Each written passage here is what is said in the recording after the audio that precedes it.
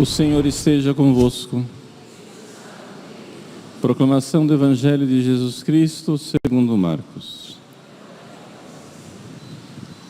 Naquele tempo, Jesus se manifestou aos 11 discípulos e disse-lhes: Ide pelo mundo inteiro e anunciai o Evangelho a toda criatura. Quem crer e for batizado será salvo. Quem não crer será condenado. Os sinais que acompanharão aqueles que crerem serão estes: expulsarão demônios em meu nome, falarão novas línguas, se pegarem em serpentes ou beberem algum veneno mortal, não lhes fará mal. Quando impuserem as mãos sobre os doentes, esses ficarão curados. Palavra da salvação.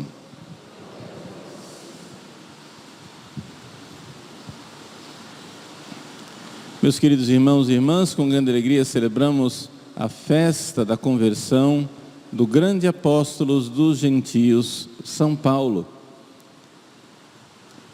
É desses eventos históricos que nós podemos enxergar que a história da humanidade teria sido completamente diferente, que a nossa história, nós brasileiros, teríamos tido uma história completamente diferente. A narrativa da queda de São Paulo no caminho de Damasco parece um evento pessoal, um momento de um homem que perseguia os cristãos e então, num acontecimento místico, se encontra com Jesus ressuscitado e se converte.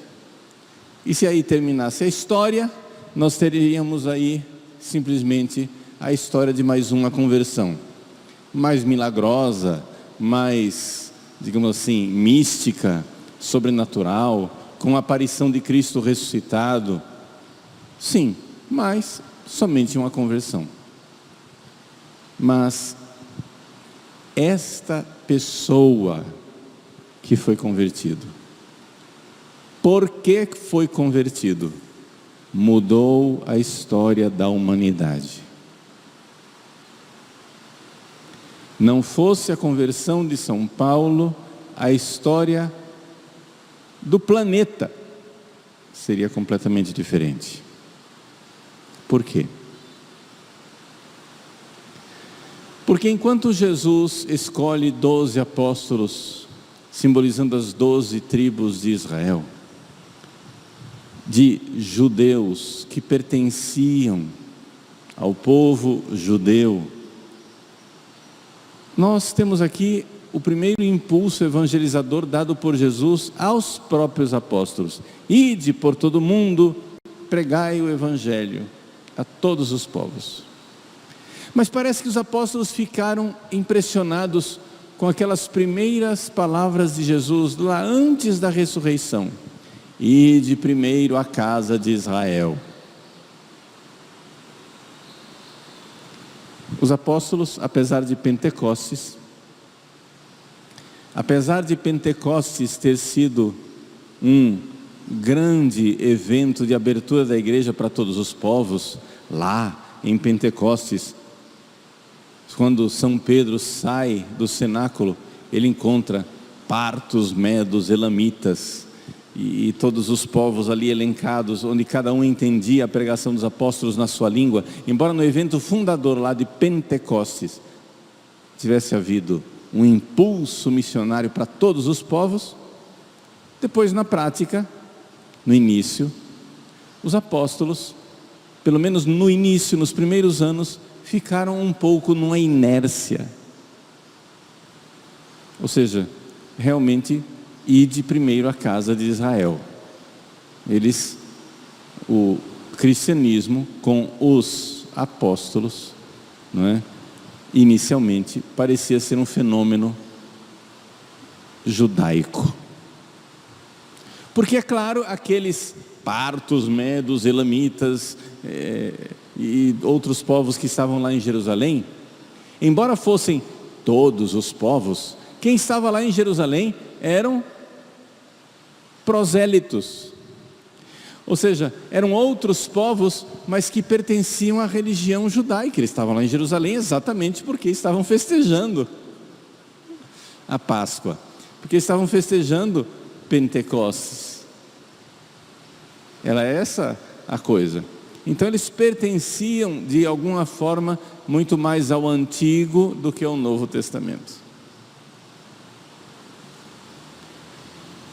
E os apóstolos tiveram dificuldade de romper com isso. Romper com isso no sentido de que eles começaram pregando o Evangelho, mas vários pregadores no início tinham a tendência de achar que para você ser cristão você tinha que ser primeiro judeu. Você tinha que primeiro passar pelo Antigo Testamento. E começaram a exigir a circuncisão. Começaram a exigir a observância da lei do Antigo Testamento. Você tinha que primeiro viver o Antigo Testamento. Mais ou menos como esquematicamente, assim, muito vagamente, vivem ainda hoje, né, os adventistas. Os adventistas, você vê que eles são muito apegados ainda a prescrições do Antigo Testamento. Muita coisa do Antigo Testamento eles ainda vivem. Prescrição, né, de guardar o sábado, de não comer certos tipos de carnes, não comer certos tipos de peixes, etc, etc. As prescrições do Antigo Testamento para os adventistas ainda estão de pé. E era essa a dificuldade e o limite dos apóstolos no início, até que veio o Concílio de Jerusalém. No Concílio de Jerusalém, Paulo, esse homem que hoje nós celebramos a conversão, foi um instrumento decisivo de Deus para nós. E ficou decidido no Concílio de Jerusalém que não se iria exigir dos pagãos, dos gentios, ou seja, nós que não somos de raça judaica, nós que não temos sangue judeu, não somos descendentes genéticos de Abraão, não se iria exigir de nós observar o Antigo Testamento. Que nós poderíamos ser evangelizados e batizados e boa noite. Pois bem, essa decisão foi feita por Paulo, e isso desamarrou, né? Foi feita, corrijo, essa decisão foi feita pelos apóstolos, mas foi Paulo quem, no Concílio de Jerusalém, provocou isso. E então os apóstolos, mais livres dessas amarras do Antigo Testamento, começaram a pregar o Evangelho a todos os povos. Eu sempre leio com grande emoção o relato nos Atos dos Apóstolos da segunda viagem de São Paulo, a segunda viagem apostólica de São Paulo, em que ele é conduzido pelo Espírito Santo até Troade. Troade é o lugar onde era a cidade de Troia, né? Paulo queria ir para um lugar, o Espírito Santo impediu. Queria ir para outro lugar, o Espírito Santo impediu. Quando finalmente ele chega a Troade, ele tem uma visão de um macedônio, ou seja, de um europeu, ou seja, nós, porque Portugal sairia daí. Um europeu dizendo: venha nos ajudar. Dessa visão, São Paulo então dá o salto e sai da Ásia. A evangelização que estava ali somente na Ásia Menor, ele dá o salto e vai para a Europa e chega na cidade de Filipos, a primeira diocese, digamos assim, a primeira comunidade eclesial né? A primeira igreja, a primeira diocese da Europa. E em Filipos, São Paulo, Silas, e no meio da noite, depois de terem sido espancados com varas, ter sido jogados no mais profundo da prisão, ter um cepo nos pés, à meia-noite, São Paulo e Silas cantavam hinos de louvores a Deus. São Paulo e São Silas. Que coisa extraordinária. Como recebemos mal os nossos evangelizadores,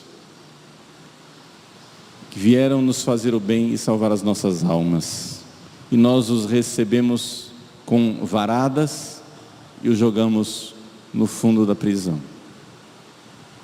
Mas benditos sejam aquelas feridas, benditas sejam aquelas feridas, benditas sejam aquelas feridas de Paulo e de Silas.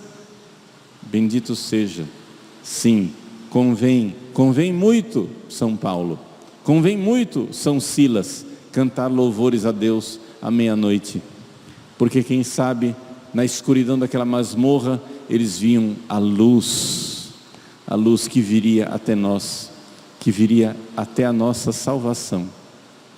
Sem aquele passo de ir para a Europa, não haveria a história da Europa que nós conhecemos.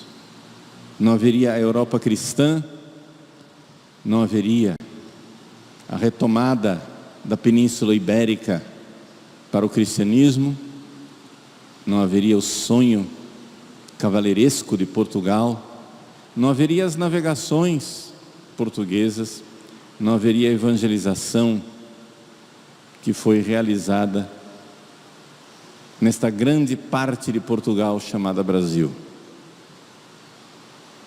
Bendito seja São Paulo. Louvado seja Deus, porque São Paulo existiu. Poderíamos ter sido salvos por outros instrumentos, mas o fato histórico é que foi São Paulo o instrumento de Deus para que recebêssemos a evangelização. Em boa hora, portanto, um dos nossos primeiros evangelizadores, São José de Anchieta, junto com o padre Manuel da Nóbrega, fundaram uma escola para índios, chamada a Escola de São Paulo, e hoje é a grande cidade de São Paulo. Em boa hora escolheram esse nome. Por quê? Porque foi realmente São Paulo o instrumento de Deus para que aqueles índios recebessem a fé.